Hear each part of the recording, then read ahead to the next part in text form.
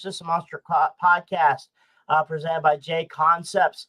Once again, folks, thank you for all the reviews, the iTunes, Spotify reviews, and everything like that on our podcast. Can't believe Monster Jam season has started. We just got done with Florence, South Carolina. We're getting ready to do Greensboro, North Carolina for 2 shows in Greensboro, and getting ready for full tilt boogie on that note on Monster Jam. Once again, want to thank our people that help us out. Another person is Monster Truck Attitude on Facebook and on YouTube. Go take a look at their Thursday Night Thunder for 2024. It's exciting to have them on. And Steve does a wonderful job, and go see that too. Go to our spread shop. I Crush This, a Monster Truck Podcast spread shop. My spread shop. Go there, get some merch and stuff like that. Help us out in everything you do. 6B Apparel, once again, crew shirts and hoodies that they do for us, $100 a pop. Show some love for us on that.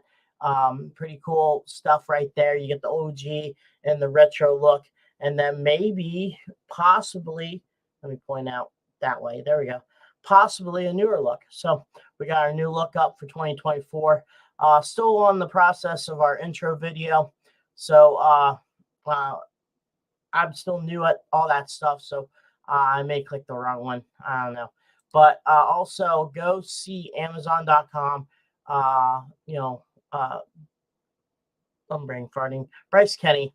Go take a look at his book. And it's pretty cool to see that. There it is right there. You guys want to look at it on Amazon.com. So once again, guys, thank you for everything you've guys done. Do appreciate it.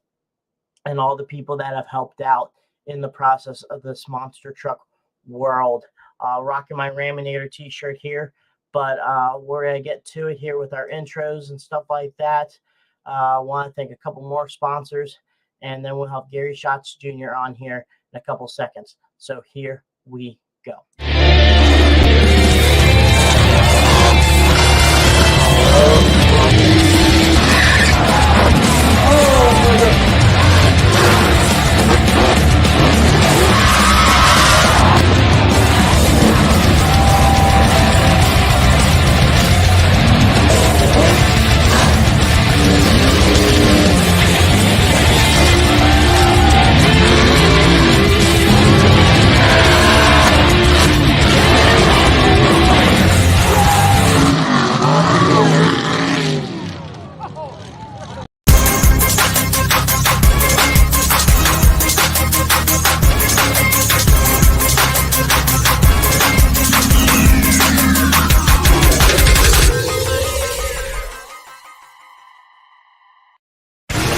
This isn't your typical motorsports podcast. You're listening to Crush This, a monster truck podcast presented by High Octane Coffee and J Concepts. A show where we take you inside the minds of your favorite drivers, past and present, of the monster truck industry. And now, your hosts, Brad Shaw and Dan Cheech Agosh. Buckle in. The show starts now. Awesome right there. Good intro by Mr. David Lee himself. Bro, I'd say also with Brad Shaw here. He's at work right now doing his thing, working 9 to 9 and being one of those oil field workers and stuff like that, man. But speaking about one of those hard workers here, has a really legendary past. Now currently building a truck that came around full circle. His truck few years back, around 2015-16, was a really big talk in the monster truck industry, and then had to take a little break, but he's back to it right now. It's Mr. Gary Schott Jr. How you doing, sir? Good. How about you? All going good. Also getting ready finishing. Well, started our first quarter season and stuff like that, but wanted to start from the beginning. Unlike some of the people that have started into the monster truck industry, you were kind of born into it. So we'll talk about when you're young life and stuff like that. But what was the day that really got you wanting to be in the monster truck world? I think the day I really wanted to be in the monster truck world was when I hit about the age 3. And I've been around shows my whole life. And like you said, my dad's been doing this 40 years and still doing it. And the tires he's still running, I used to get my diapers changed on. So, I always had a passion for it. I just was around it and all the guys and all the people. And I always loved the trucks that we had in the shop and we were building. And one of my favorite trucks still, this probably pissed my dad off once in a while, was the old Skull Bandit. When I seen Skull Bandit, I was like, yep, that's my truck right there. You mean that one that's right there behind me, the black one? That heavy? The black one, yes. Yeah. Not the other one. The black one was my favorite truck back in the day. So, but just had a passion for it, and growing up with 5 sisters, being the only boy, I don't feel I had much of a choice.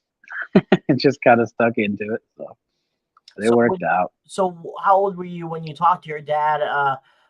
You mean get behind the wheel and do a little bit of shows and get your feet wet? Well, when I was, I'd say right like 12 years old, I was pretty hard into riding motorcycles and stuff, and it was a toss-up between riding motorcycles and then getting in the truck. And then the first time I got in the truck was actually Victorville, California, and I had to wait to get in the truck because for a while my grades weren't very good, and that was a part of the deal. Like, unless you get decent grades, you're not driving the truck. And then he kind of threw it on me last minute.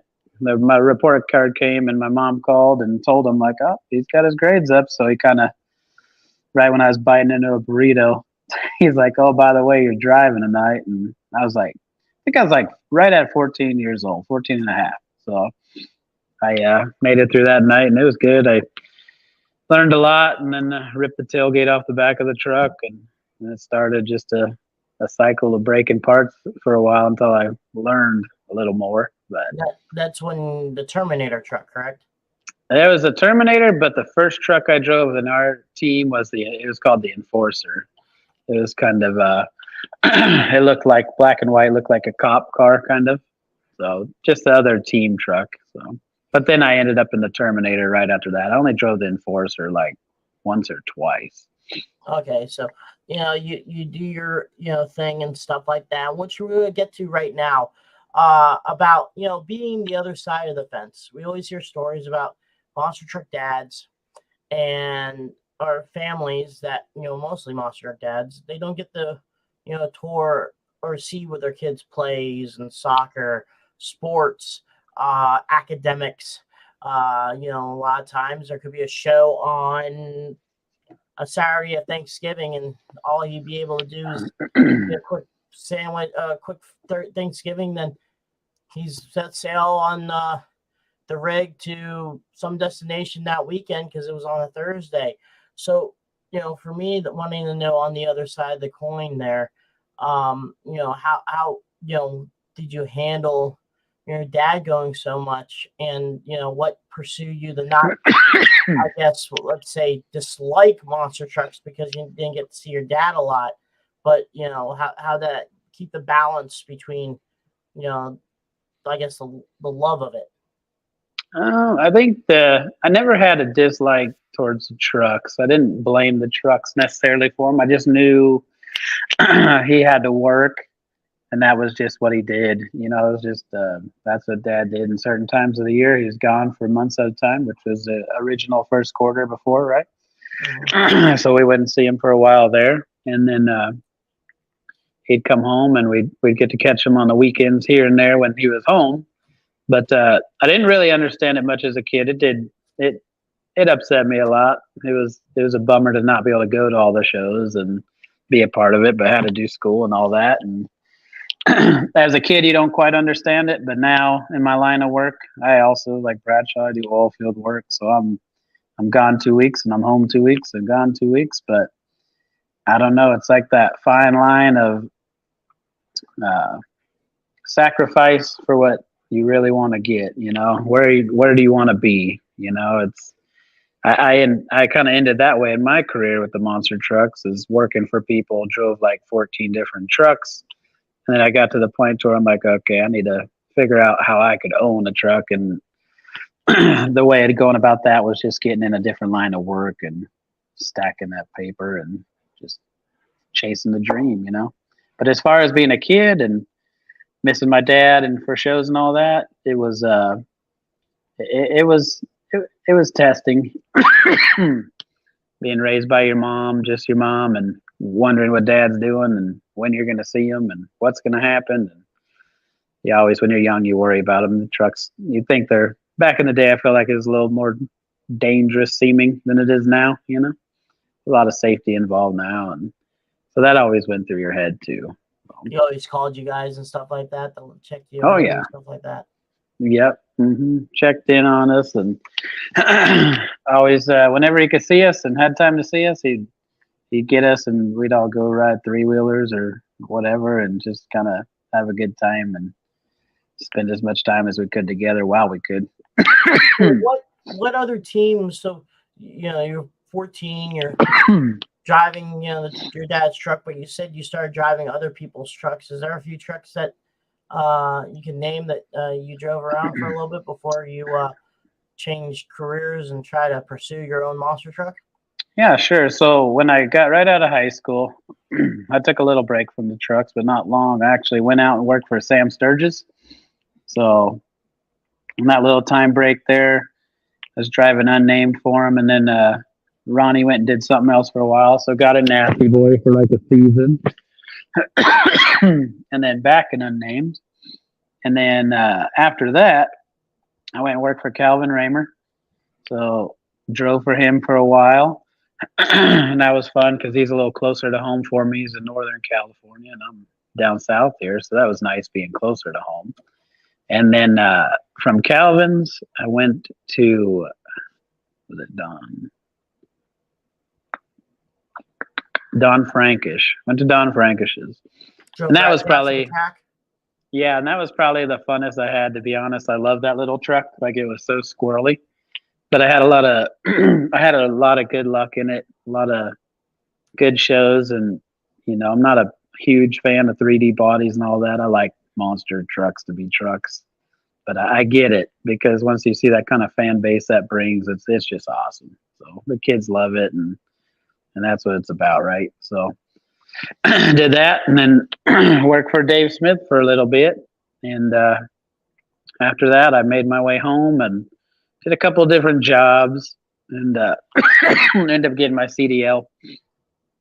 And then I taught a guy how to drive a semi truck, and a couple of months later, he went and started working the oil fields and called me and told me that it was crazy and could really change your life. So I got involved in that, and this is my 15th year in the oil field. So I work for a company I absolutely love. They're amazing, and man, I'll honestly stay there as long as I can. So it's a good job, cool. And it's created all this for me. So without them, I wouldn't have any of this. So let's talk about that. You're pursuing your own monster truck, and you know, you're in the oil fields and stuff like that. And you know, a lot of you know, you did a lot of a different route. You know, a lot of people would go and buy a pre-made truck. You built yours from the ground up. One of the first ones to independent wise to house a CRD truck. You know, outside maybe Bounty Hunter and Bigfoot, there wasn't really a lot of other independents that had that type of chassis, that low CG type deal.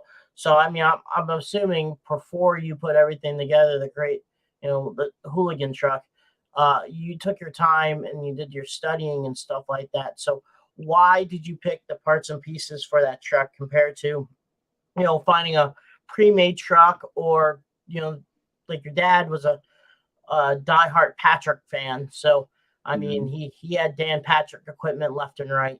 You know, you worked with David Smith. He built chassis itself also.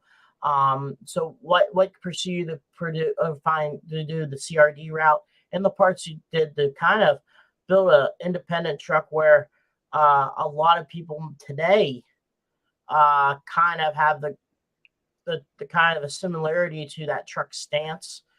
It's low CG. You know, you can still see somewhat of the stance of that truck on the current Bad Company truck. Mhm. And a lot of people copy that. So you kind of had a little bit of the blueprint. So this is a long rated out question, but talk about your time and your your going through the details on making this monster truck. Okay, so when I first started thinking that I was going to do this, well, I was like, well, it was all kind of getting down to the finances, like what could I afford at the time? How much time did I want to stay doing this? Actually, before I owned a home or owned anything, a car with a car payment, I started building this monster truck. I was literally living in a trailer at my parents' house with my girlfriend at the time, who was pregnant towards the end of the project. But I just, Tim Carroll for me, he's up there in Anaheim, so he's like an hour and a half from me. And I heard about him before I really noticed him in monster trucks. I seen some off-road stuff he's done and built for guys. And then I think being on the West Coast it's a little different. And I don't want to talk trash on the guys on the East because they run their stuff amazing. But out here, I feel like a lot of the technology starts and then it makes its way out there, right? So I went and talked to Tim Carroll, and I think the only person that bought or owned a CRD the same time as me was what's that? Rolling Thunder? Is that James Benzick? James Benzick. Yes. So I always liked the truck, and I've seen the future of it. And then I remember running with Donkey Kong when Frank Crummell was driving it, and that was like the first like real CRD, And then I think the CRD was copied from Adam Anderson's Taz that they built in the shop and rolled it out that nobody knew about, and that was awesome. Like favorite truck to watch. I just thought it handled so good, and of course Adam just drove the hell out of it. But so we went that route, and then it went farther than that. Running with Calvin Raymer, I was like, okay, I really like the wide housing thing, and that was nice. A little bit, couple extra there makes everything handle and kind of puts the truck more to scale. Like anybody that doesn't think so, I think Adam and Ryan and everybody at White House, and it's a little bit of a cheater combo, But did that to scale. Ran a little different rear ends the first go around than I'm running now, but it was like more of a modern day 106, and you could still put 106 parts in them, which was cool. We ran all big stuff, 2-inch Overson.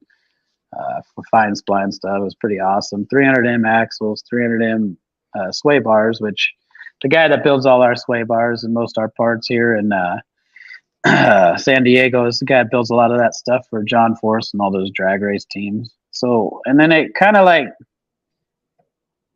I'd say I built that truck, the Hooligan, the first truck everybody knows, and it came out, there's not anything cleaner. Like it was just every little detail we could do. We didn't do like, we'll slap some plate on it and do this. Everything was like blower guards and all the little pieces, shock brackets. Everything was stainless, dimple dyed. Really kind of bringing that West Coast look to it, that more off-roady look. And then, like you said, we worked with Tim, and then did a little bit different lower shock setup just to get that ride height a little bit lower than it even already was, right? So give it that aggressive look and that feel, that comfort. You could kind of throw it into anywhere, and it ends up working out, right? So throwing that Ukraine tires in that group too. Yeah, and that kind of hurt. That kind of hurt my feelings because I actually debuted the truck in Vegas with the Ukraine tires, right? And then I did my first show in Tucson, but in Vegas they told me, they're like, you can't run those tires next year. I'm like, oh God.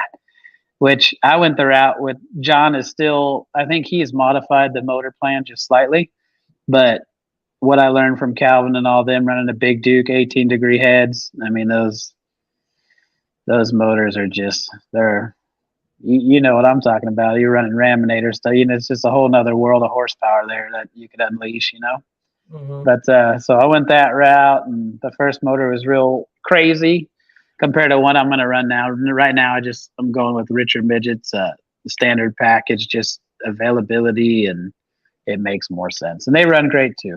Those things. Are you going fuel injected? Not yet. I'm going to get through this first year, and then I'm really hoping the guys, I know everybody's kind of like fine tuning all these systems. And I'll be real interested watching this season to see what system really works good. The one you guys are running. And I don't know if you guys are running the same as Ryan Disharoon, but I see he's got a system on Shane England. So I'm gonna let those guys be the guinea pigs, and then probably next year I'll probably buy the system, do the whole setup, and see if I could get it to work for me.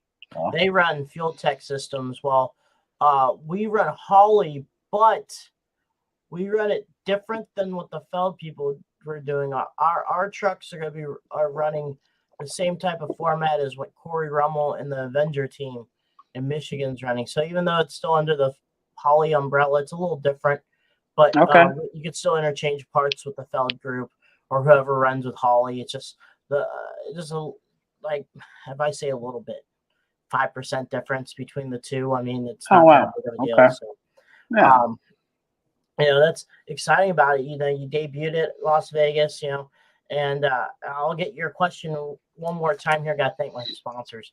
Want to thank Justin Stories making tracks here. It's a little comic book here that he makes. Go take a look at that at Amazon and Facebook. Message him on Facebook for $10 a pop. MW1 Entertainment, Mark Warner, monster truck announcer throughout the country. Go take a look at his stuff on Facebook. His first quarter started here last week also. So go take a look at his stuff and find out about where he's at in the monster truck world.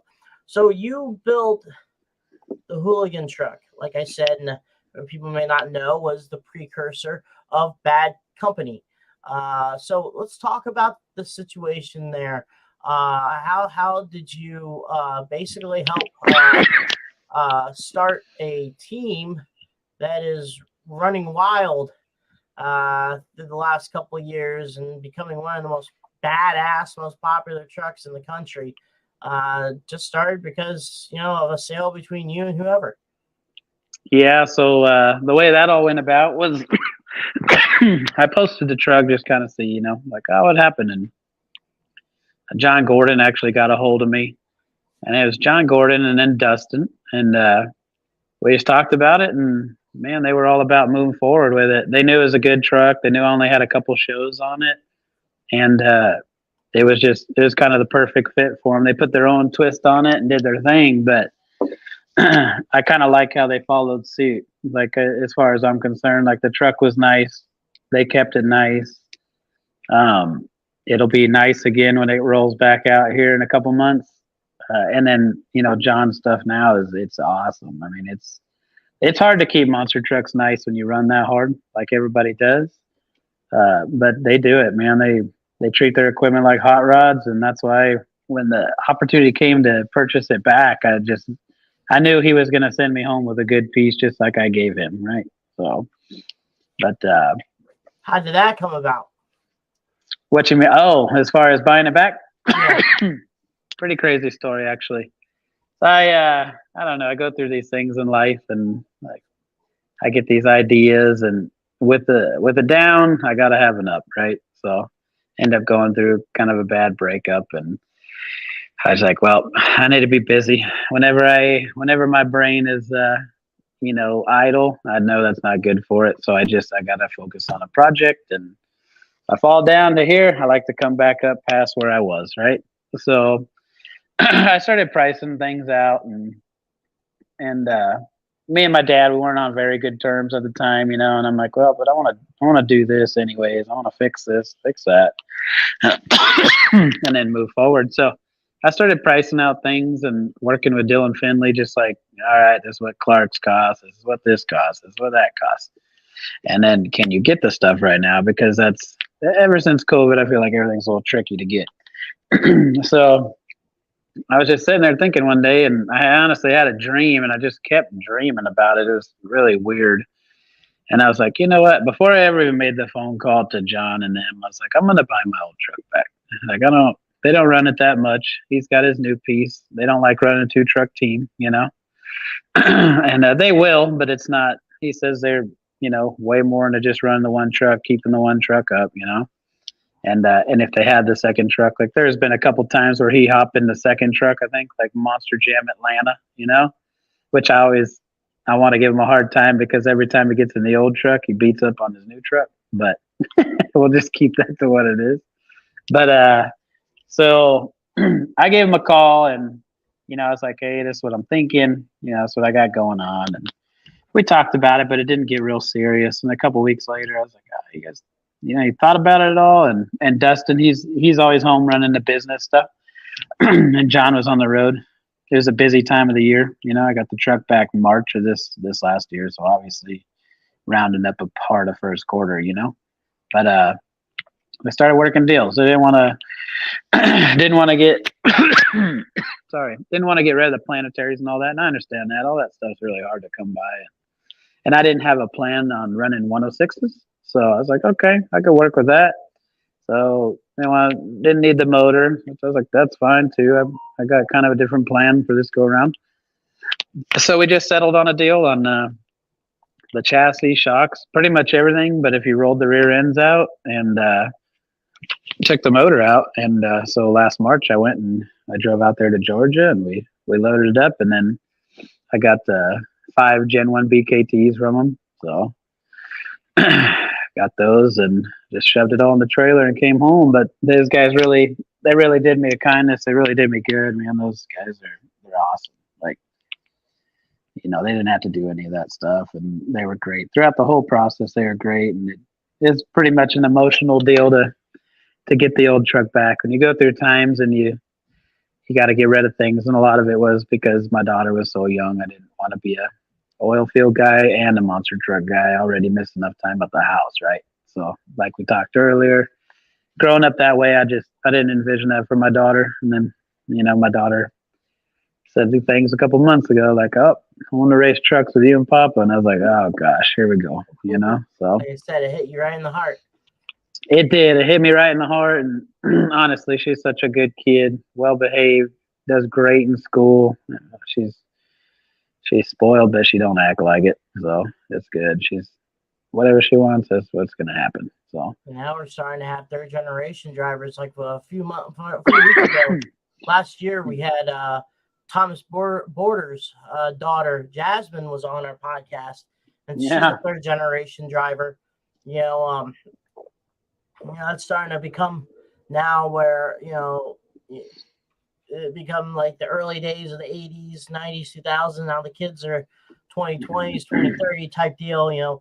It's insane to see that. But with that process, are you bringing back the Hooligan or a whole different?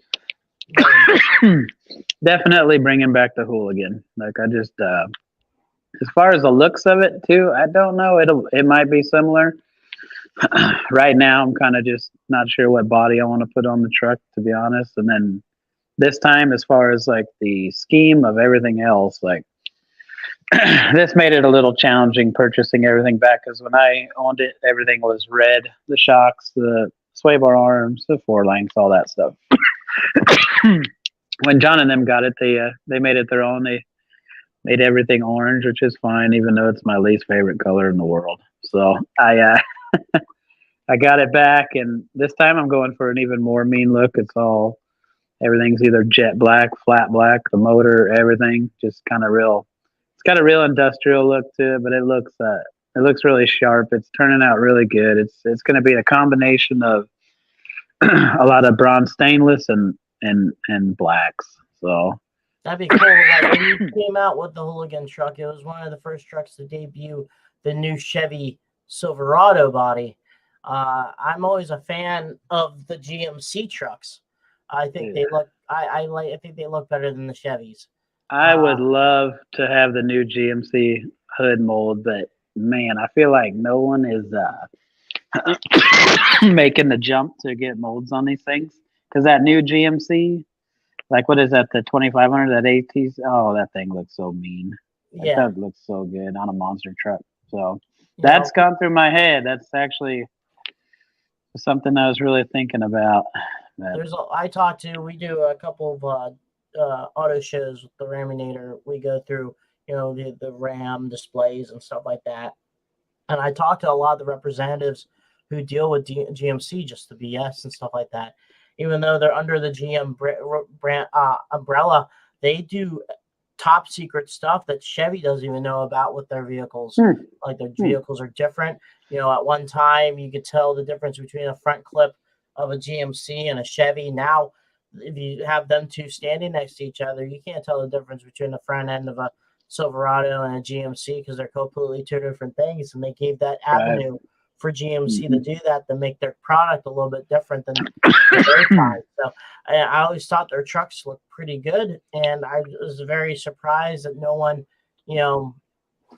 ever wanted to, do the grill of that truck. I mean, back in the day, hearing stories from Tim, when they had Executioner and the Chevy and GMC front grill was pretty much that plastic piece that was in the middle.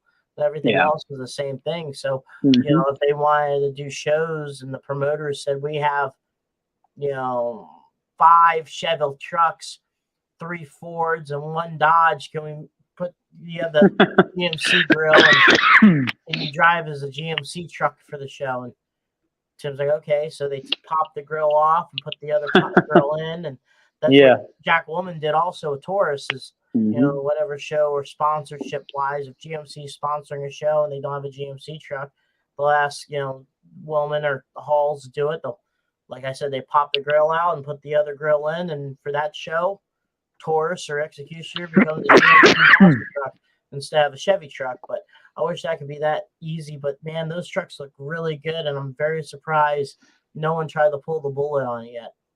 I think I actually brought that up to GTS about 2 months ago. And what he said was the way he normally was doing it, like getting the skins, welding everything up, doing all the body work. He says the parts in the last 5 years, he says they're just astronomically high. Because I was thinking like, well, why can't I just make the hood clip and then run the same Silverado rest of the thing that I was running, right? Because I honestly think people just wouldn't notice and it'd work. It's always, they got mold pieces for all that. So I think that'd be great, But it may be something to be in the future. And then the rest of it is, like I know we got Fiberworks down here that does off-road bodies. Trying to get them to do something new has been kind of a challenge. And it'd be nice because literally where they pop the bodies out in Tecate right here, Tecate, Mexico, is literally about 5 miles from my house. So it'd be sweet to just be able to drive down there and just grab parts, So, I was about to say, you live really close to Mexico. San Diego is really close to Mexico. Yes, sir. Mm-hmm. So do you get parts and stuff like that from Mexico and back and forth? You have to bring your passport when you go over and stuff like that. A lot of people out here get medical attention down there. That or the dentist, so much cheaper down there. So they just do it like that, But I don't. Mexico seems a little sketchy to me, but there's parts that's still fine. Right. Yeah. If they could come up with some new bodies, that'd be rad. It's just, I think it's for everybody else that wants something new. I think it's just, man, to do that mold is a big expense, Like it's probably, I think when Fiberworks, when I told them I want to do this and do a new Chevy off-road body, it was like, it's like a $30,000 process just to pop out the first one, But we got some other things going on right now. Been talking. I don't know if you know who Blake Wilkie is, so that body might just possibly fit on there. It'll be weird, but it'll be cool. So we'll see how it goes. We're in the talking stages and measurement stages right now, so I got to get up there and grab that and just throw it on there and see what it could possibly look like, So before we continue on, I want to thank our other people, JB Skill Graphics, officially licensed by Bigfoot Obsessed Overkill, for your RC needs. The front clip of the Snakebite truck you can order from them. They'll have your RC truck look like Snakebite, and also to do flags and stuff like that for your RC trucks. So go to JB Skill Graphics for your need. Also, Hall Brothers Racing. Thank you for all the decals that you guys make so we can put on the trucks. And also, thank you for being a sponsor for our podcast.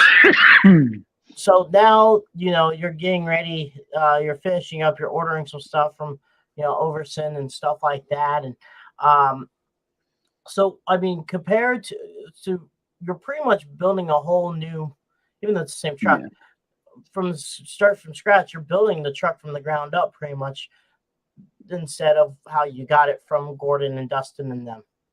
Yeah, exactly. Yeah, all new rear end setups, running the bigger rear end at 2145 and like going that whole right. Still wide housings and all that, and just different color stuff. And then sticking with the richer midget 540 engine plan for this first engine. And then we're thinking about going back to the Big Duke motor. Just I like it. It's fun. I like having just a little more rumble in the grundle as far as that goes. Is there a timeline that you want to debut the truck, or is it 2025? No. I'm hoping I picked it up in March, and if the parts show up, I could have the truck done in March. It was my goal. So I'd like to have the truck done in March, and then I think the World Finals this year is at SoFi, I believe, right? So that's right up the street from the house. So it'd be kind of like a re-debut of Hooligan again at the World Finals, if I could manage that. Well, that's May 18th. So that's May 18th this year? Yeah. Oh, so that would probably work out even better for me. Yeah, we'll be on display there this year for that event too. So May 18th that we'll be there. We'll be at Salina the 2 weeks prior to that to do the Monster Truck show there at the rodeo arena. And, Salinas. You're talking about Northern California? Okay. Yeah. Yeah. That's always a good show. The rodeo one, the one that you spend 4 or 5 days on pit party, and then the last day you finally race. So yeah, that's right. That's kind of exciting. Then the pit party that we're not racing at SoFi, we're just gonna be there for display and stuff like that. So that'd be pretty cool to bring it back. And then are you already starting to do bookings, or not quite until the truck's done? Not quite until the truck is complete. And I'm going to kind of just do some smaller stuff at first, with my work schedule. I'm home 2 weeks and gone 2 weeks and home 2 weeks. So I kind of got to get it done. And I kind of just want to have a lot of fun with the truck this time, I don't want to overdo it. I don't want to get too extended on haulers and all the stuff. I just want to have a good time with it, load it up on the gooseneck, tow it with my Dodge, and go beat on it and come home and go back to work. That's kind of my plan right now. I think it's always cool when a guy shows up with the little setup and does real well, and little overhead, and then kind of see where it goes. I got a feeling I'll be right back doing what I was doing before, but I'm gonna take it a little slower this time. Do the smaller shows, go do all that, and just kind of have a good time, man. What Donald and Becky and them are doing with the Titan team. You pretty much do all your shows in California if you really want to. Oh, there's so much work here. Yep. You don't even have to really go outside the state if you really wanted to. Right. True. The traveling and stuff like that, and it'd be pretty cool to see how this truck and you do in the future and stuff like that. Is there any social media people can follow you at?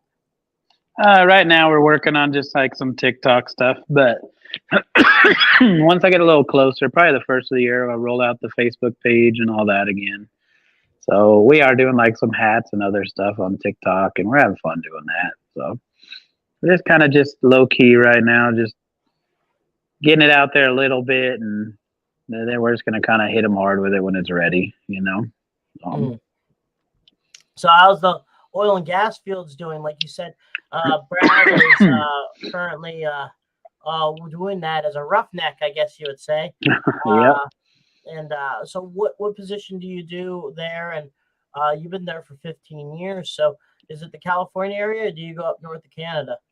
No, I work out in Texas, New Mexico, but I was working up in Alaska for a while when I first owned the truck.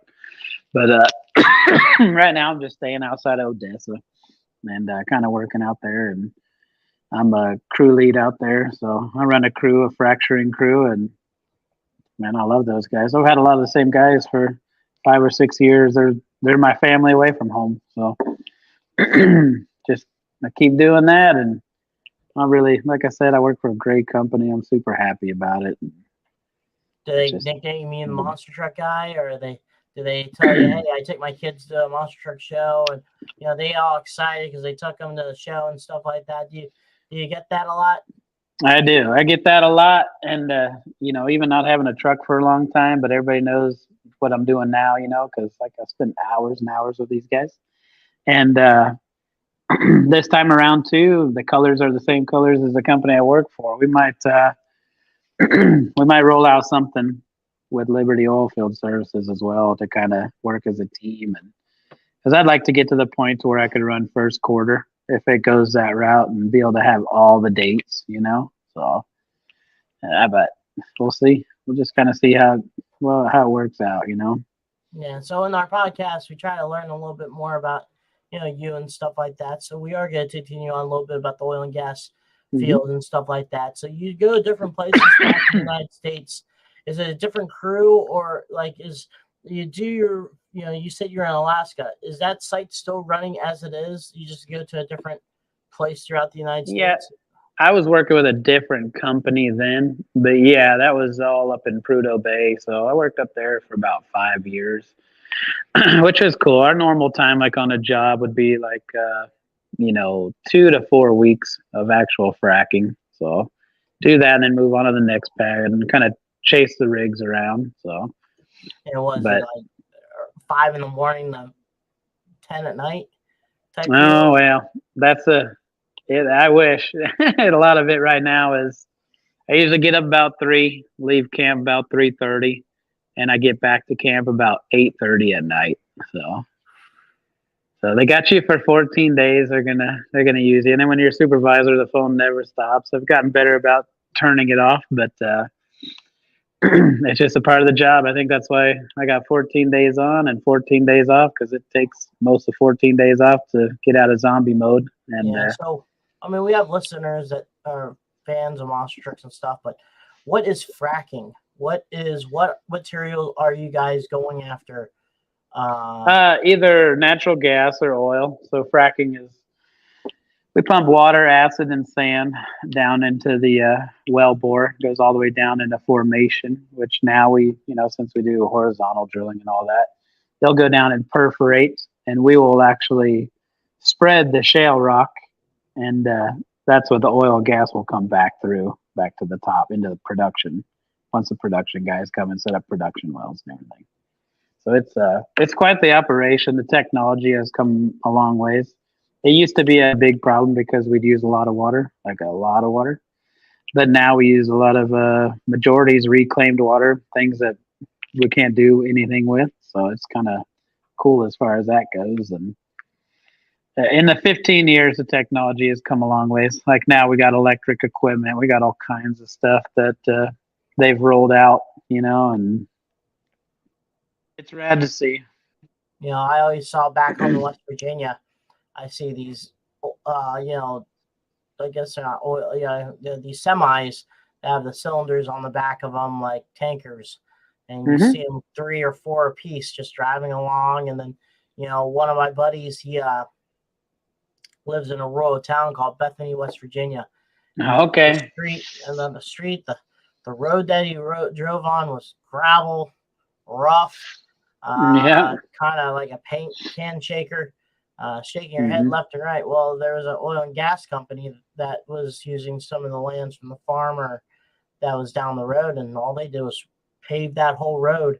Now it's a nice smooth road finish and everything like that. And it's like, man, that if you have that much pull to do that stuff, let them do what they need to do.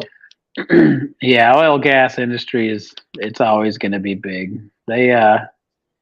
They would like to think that, and I guess what you could say until you're in it and doing it, I'm sure Bradshaw is learning this too, is people think oil and gas, they think going and filling up their car with gas. And that's